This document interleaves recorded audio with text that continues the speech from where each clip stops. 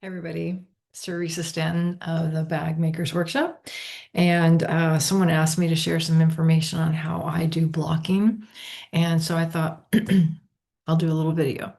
For those of you that don't know what blocking is, let's say you have a bag that even though the pattern, excuse me, the pattern has a separate lining piece that is cut slightly smaller and so it fits nicer inside the bag. Even if it has that, typically what happens once you complete a bag is you'll see the lining sits a little saggy maybe or a little wavy, doesn't look flush against the wall of the exterior.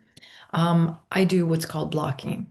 It's also good for affecting the shape, the overall shape of the bag once it's completed. So I'm going to show you what I do. Super simple. Once the bag is done, I have a bag here that I just finished recently and I blocked just the other day, but I'm going to show you how I do it. So you want to take a bunch of towels. I have hand towels. They're old. They don't have to be new, just clean. And what I do is I start by stuffing the towels inside the bag. And I try to shape the towel to replicate the shape that I want in the end for the bag.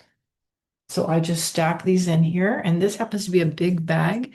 So having it open like this wide is good. If you have a smaller bag, you could take the towel and roll it up and do that. And especially if you have any curves, you can help create that curve or accentuate that curve. So I just keep doing this. And the idea is to figure out how many towels you need because then we're going to wet them.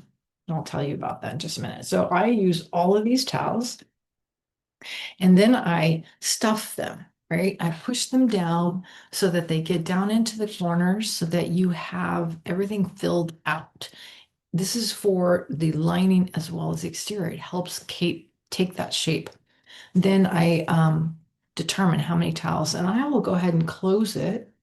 This is twisted. I will go ahead and close it up to make sure that once it's closed, it looks like it's stuffed in there, right? It's got the shape that I'm looking for when I'm done, right? So then what I do is I take all those towels back out. Now I know what I need and I know the shape of the towel that I need.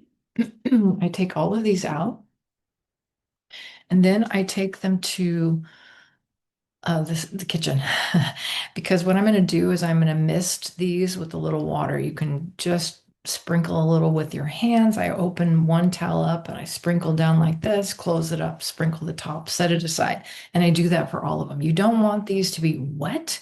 You just want them to have some moisture to them.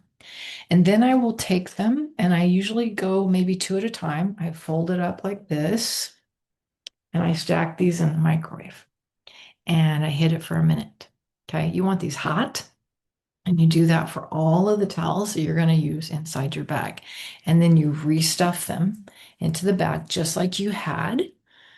And then you close it up as much as you can and you let it set for 24 hours or overnight. And that way you're able to allow the towels won't be dry, but what happens is the steam and the moisture, the heat and the moisture from the steam that's created from the towels will allow that to shape and mold. And what you'll end up with is let's see if I can get over here. You see how nice and flat that is against the wall?